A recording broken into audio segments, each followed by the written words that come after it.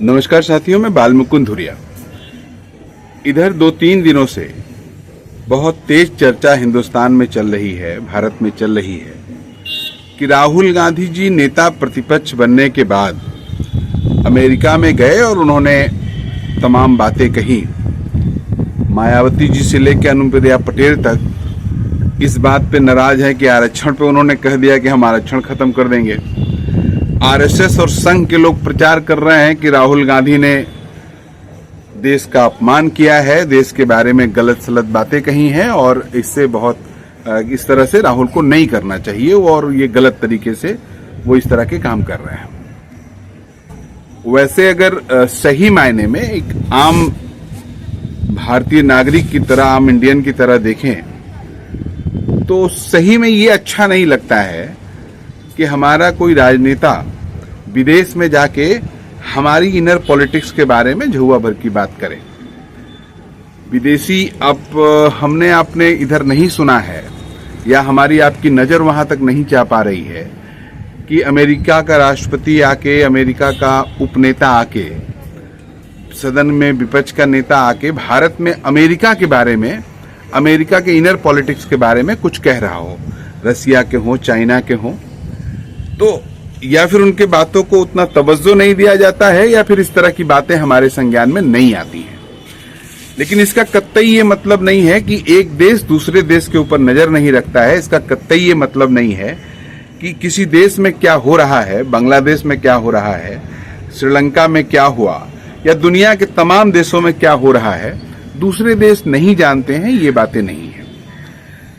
तो हमारे यहाँ जो इस तरह का चल रहा है, अपने आप को दुनिया का सबसे बड़ा लोकतंत्र का दम्भ हम भरते हैं, लेकिन इस तरह की हरकतें हमारे यहाँ देखने को मिल रही हैं। ये एक भारतीय होने के नाते, एक इंडियन होने के नाते सुनने में जरा अच्छा नहीं लगता है।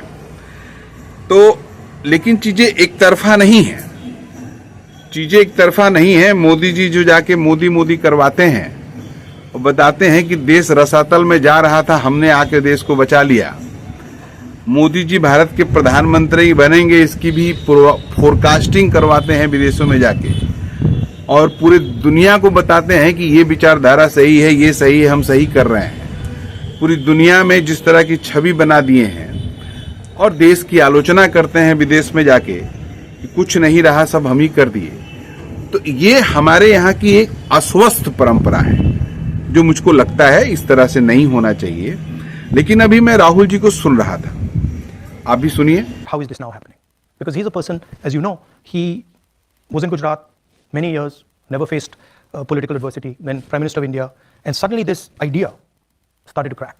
And we knew when he said that, I speak directly to God, we knew that that we had actually blown him apart, right? And that the psychology had gone. And so people think that, well, this was the Prime Minister sort of saying that, look, I'm special, I'm unique, and I talk to God.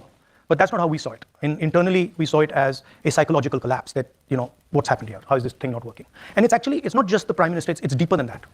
So what has happened in India, and you'll see it, is that the coalition that brought Mr. Modi to power has collapsed. It's broken right down the middle, right? So you'll see in these elections that they will struggle. They'll struggle here. Because the basic idea that Mr. Modi is running a government for the people of India is gone.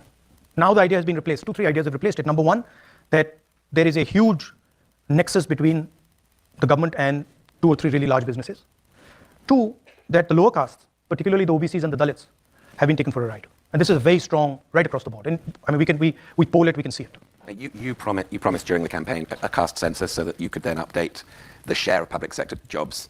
Well, you could expand the share of public sector jobs reserved for lower castes. See, there's the elephant in the room, right, is when we talk about capture of institutions, when we talk about businesses, when we talk about the media, the elephant in the room is that 90% of India, OBCs, Dalits, Adivasis, they don't play the game. They're not even in the game, right?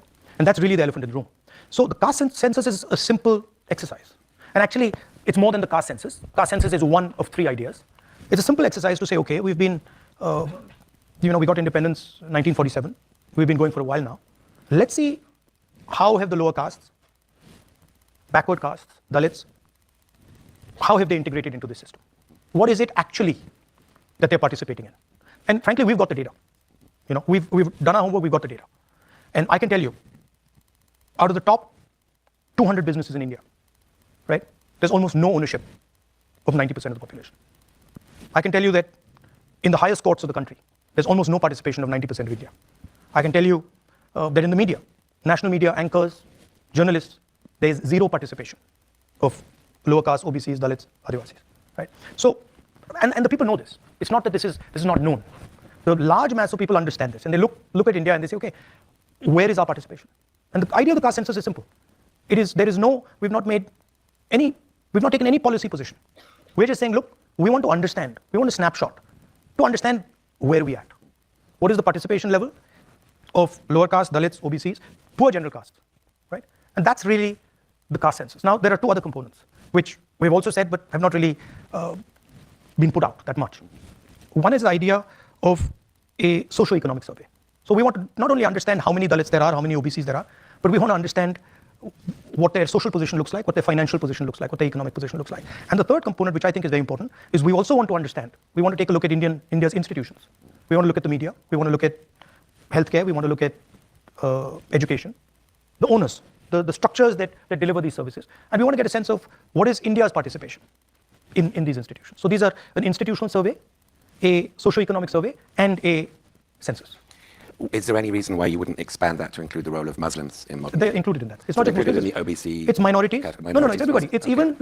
even if you look at the general caste, you will find that there is a huge divide between poor general castes and well-off general castes, right? And that's the same for minorities. It's the same for Adivasis. It's the same for OBCs. It's the same for Dalits. I mean, the reason I press you on that is because older people in this audience, and maybe some of the younger ones, will remember in 1992 when VP Singh's government announced its expanding government reservation system to other backward classes, to not just Dalits. That's when L.K. Advani, the BJP leader, launched his Rath Yatra on Ayodhya, which resulted in the vandalism, the destruction of the Babri Masjid. So there is this sort of chemical interaction between caste and Hindutva reacting against it, mostly upper caste-led Hindutva. So you comprehend the politics of this? I mean, because this has a history, right? But from our perspective, if we talk about a nation that is going to progress, and if we talk about India becoming a modern nation, we have to ask the question about participation of 90% of our population. We can't just ignore it, right? There's just no way we can ignore it. Because frankly, if we go down this path, it's not sustainable, right? So it's not a question of caste or religion or Hindutva or anything else. It's a question of fairness. I frankly, as a politician, I don't want to live in a country where 90% of the people do not have access to opportunity. I'm not interested. So that's my position. And of course, many people would disagree with it. Many people would say, and the BJP and the RSS do say, that look, don't ask this question.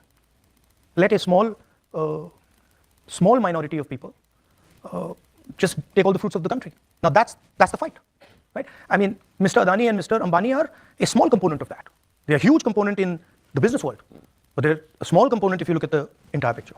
Mm-hmm. I want to keep an eye on the time because I want to leave at least 20 minutes for questions. So we've got a couple more from me, if I may. Let me play. Can I just say one more thing? I'm of the view, and I think most people who are involved in this will agree with me, that this is now an unstoppable idea. So if somebody thinks that now they are going to stop 90% of India from asking these questions, from demanding a census, from asking the question about how much participation do they have in our institutional structure, I don't think it's going to work. I think that the pressure is way too powerful. But assuming, and I'm sure you're right, that this survey does produce the kind of picture in detail that you've just outlined, what would be the policy implications? Would it be larger reservations for... That would depend on what comes out of these studies, right? But if you ask me personally, I think seriously increasing the amount of money the government of India spends on education, seriously increasing the amount of money the government of India spends on healthcare, providing a basic minimum to our people. Look, I'll tell you something, that just blew my mind. There's the NEET exam in India. Have you heard of the NEET exam? Okay. So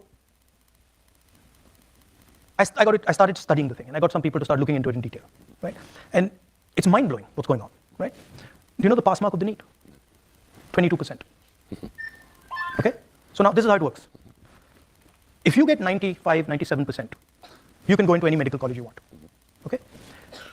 If you don't get 95, if you're not right up there and you get 95, 90, 85, 80, and you don't have money, you're not getting into medical college. And if you get 20% to 40% to 50% and you got money going straight in, that's not an education system I want. That's not an education system I think India should have. Right? So I don't think there should be an education system that is determined simply by whether you can pay 2 crores, 3 crores, 4 crores to get in. I think that's destructive to India. It's the same with the healthcare system. I mean, one of the great, for friends of India and Indians in India and overseas Indians, one of the great worries about India in the last few years has been the health of Indian secularism, so the survivability of India's secularism, and the belief, I think, that your family and the independence movement in general embodied, that India is strong because it's plural and diverse, has now been, at least partially, to some extent, greatly supplanted by the idea of a much more uniform Hindu majoritarian India. Now, you've talked recently about the store of love, and I think as a sort of rhetorical counterpoint to the implication that the BJP represents a store of hate. My question to you is, are you updating your idea of what secularism is to suit the times we're in, the challenge that you're facing? Because this is a very different challenge. By the way, it's not a rhetorical idea. Okay. It's a practical idea. I don't think there's anything rhetorical about it. I walked from Kanyakumari to Kashmir, right? And halfway through that walk, I started asking myself a question. And I was in politics from 2004. And I started asking myself, why have I never used the word love as a politician? And nobody uses it. Right? We use anger, we use hatred. Every day you can read it. Nobody uses love. And then I was like, well, let me try. It works. It works much better than hatred. And it works practically. Right? So, and I can't stress to you how effective and how powerful it is. So it's not a rhetorical thing.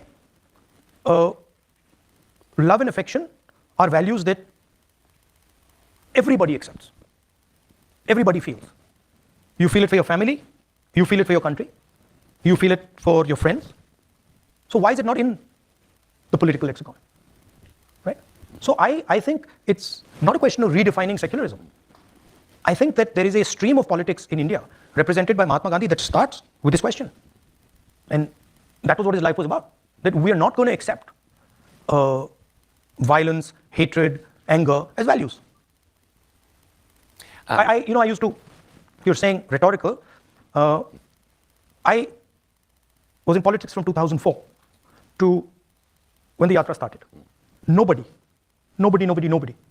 If I used to meet them, they used to say, hello, Mr. Gandhi, how are you? Very nice to meet you. Lovely to meet you. Nobody ever said, I love you.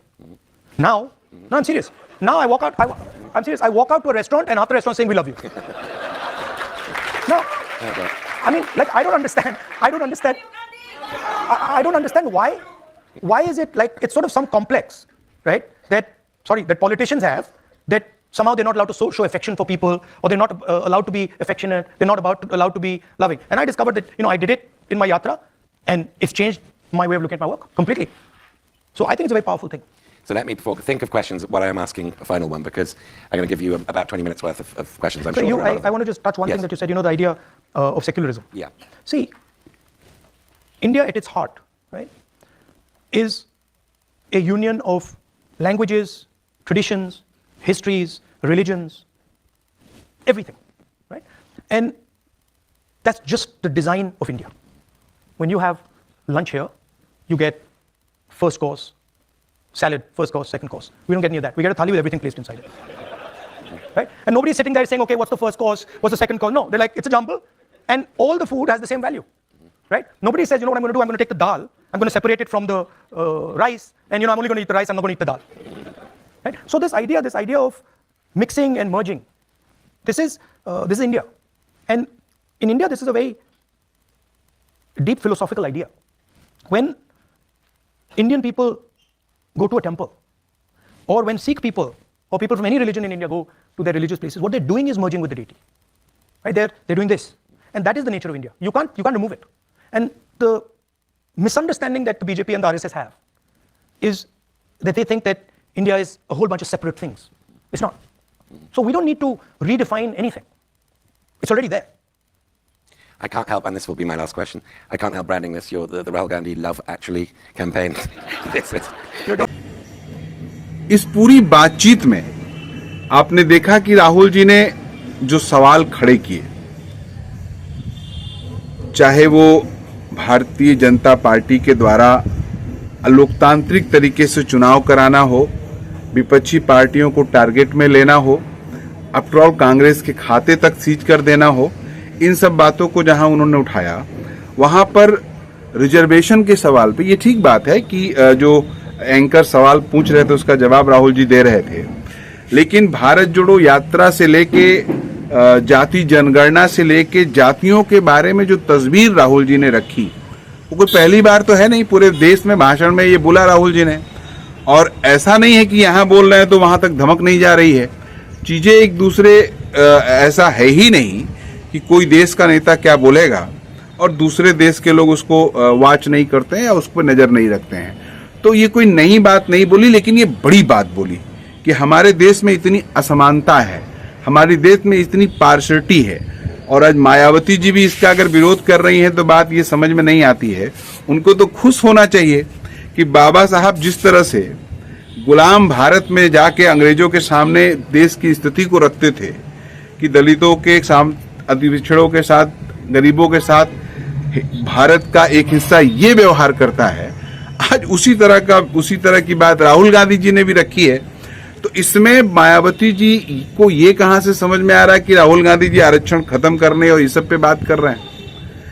जो चीज कह रहे हैं राहुल गांधी, जो बात कह रहे हैं, अनुप्रिया जी की बात समझ में आती है कि अनुप्रिया जी चूंकि कहना उनको भाजपा के साथ भी रहना है, अपने हिस्से को बचाए भी रखना है, भाजपा को कुछ भी रखना है, तो उनकी बात तो समझ में आती है। उनका एक डबल ट्रैक पॉलिटिक्स है।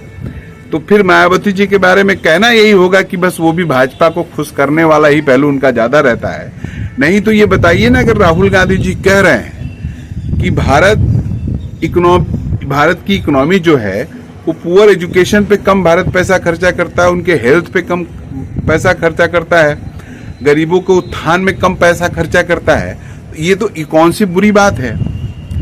और जाति जनगणना इसलिए होनी चाहिए कि वहां पर राहुल जी कह रहे हैं कि ना तो टॉप बिजनेसमैन में, ना तो पॉलिटिकल घराने में, ना तो मीडिया में कहीं भी गरीबों का, दलितों का, आदिवासियों का हिस्सा नहीं है इस देश, हमारे देश में। ये एक बड़ा सवाल है और अगर इतने बड़े सवाल को वहां पर एड्रेस कर रहे हैं, इसमें कौन सा बुरा बात है। पूरी दुनिया का जो इतिहास है वो इसी तरह की लड़ाइयों से निकल के आया है। हाँ, कुछ मैं अभी कमेंट में देख रहा था कि कुछ तथाकथित मानसिक रूप से संघी या भाजपाई लोग एकदम गरियाए में लगे हुए हैं कि इतने दिन तक तुम्हारा सरकार था, तुम्हारे पिता, तुम्हारी दादी, तुम्हारे दादा सब प्रधानमंत्री थे, क्या किए। ये परिपाटी वहां से चली है। मैं कांग्रेस प्रो नहीं हूं, कांग्रेस से बहुत सारे अंतर्विरोध हैं हमारे, लेकिन कांग्रेस ने कुछ किया ही नहीं और आज आप यहां तक पहुंच गए 14 साल में। ये तो फिर आपके दिमाग में कोई गड़बड़ी है। जहां से देश को निकाल के यहां तक लाए, मैं एक प्रसंग आपसे कहना चाह रहा हूं। ऐसे घूमते घूमते एक गांव में मैं गया तो एक 80-85 साल के बुजुर्ग मिल गए, तो बाकी साथी लोग गांव में चले गए, मैं उनके पास बैठ गया। मैं उनसे बात करने लगा तो बोलते बोलते उन्होंने कहा, वर्मा जी थे, बोलते बोलते उन्होंने कहा कि यही टांडा एनटीपीसी के पास एक बार नेहरू जी आए हुए थे और तब नेहरू जी ने जो जो कहा आज वो सही हो रहा है। नेहरू जी ने कहा था कि हमारी सरकार में हम धीरे धीरे सबको 2 वक्त का खाना देंगे, हम सबको पहनने भर का कपड़ा देंगे, हम सबको जमीन देंगे, कोई बिना जमीन के नहीं रहेगा। इसका मतलब जब नेहरू जी आए रहे होंगे उस समय 2 वक्त का खाना मिलना कठिन रहा होगा, उस समय तन ढकने के लिए पूरा कपड़ा मिलना कठिन रहा होगा, उस समय एक बड़ी आबादी ऐसी रही होगी जिसके पास जमीन नाम की चीज ही नहीं थी। ये किया कांग्रेस ने। और उस बुढ़ऊ दादा का कहना है कि किया तो सब कुछ कांग्रेस ने। ये लोग आज क्या कर रहे हैं, खाली लड़ाई करवाते हैं। हर गरीब को जमीन का मालिक कांग्रेस ने बनाया। खैर, मैं इस विषय पे नहीं जा रहा हूं, मैं उस दादाजी के मनोभाव को कह रहा हूं कि किस स्थिति से कांग्रेस उठा के यहां लाई। तब आज अगर मायावती जी इस बात को कह रही हैं तो थोड़ा अच्छा नहीं लग रहा है। और आपने सुना अभी राहुल जी को जो बातचीत हो रही थी, मैंने थोड़ा स्पीड वीडियो छोटा करने के चक्कर में स्पीड उनकी बात को कर दिया। तो आपको, हालांकि ये पूरा हिस्सा नहीं है, छोटा हिस्सा है और वीडियो है, आप देख सकते हैं डायरेक्ट के साइडों पे, लेकिन कहीं भी ये नहीं था कि आरक्षण हम खत्म कर देंगे।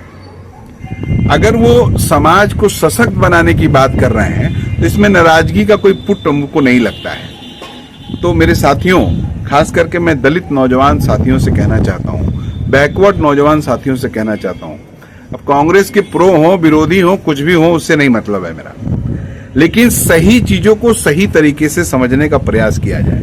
हमारा नेता क्या कह रहा है वही ढपली हम बजाते रहें, ये ठीक नहीं है। बात में दम कितना है, बात में सच्चाई कितनी है, यथार्थ कितना है और कितना समसामयिक है, अगर इस परिक्षेप में हम चीजों को नहीं देख पाएंगे तो कदाचित हम सच तक नहीं पहुंच पाएंगे। लेकिन आज सब कुछ के बावजूद देश की जनता का जो महान फैसला आया है, वो जो 400 पार कहने वाले लोग सिमट गए हैं, इसका प्रभाव समाज पे दिख रहा है। उनकी बदमाशी अब कम हुई है। समाज को बांटने तोड़ने का प्रयास तो अभी भी चल रहा है, लेकिन उसकी मारक क्षमता कम हुई है। अब वो नए तरीके से कॉम्युनल खेल, जैसे बोर्ड वाला है, आप देख ही रहे हैं, ये सब शुरू करके वो अपने एक हिस्से को खुश करने का प्रयास कर रहे हैं। आप सजग रहें, आप चीजों को समझें, चीजों को देखें और सही मायने में हमारा देश कैसे आगे जाएगा, इसके ऊपर अपना भी दिमाग लगाएं। बड़ा महत्व है आपके दिमाग का। आप जितना अच्छा सोचेंगे, देश की तस्वीर उतनी अच्छा बदलेगी। नमस्कार।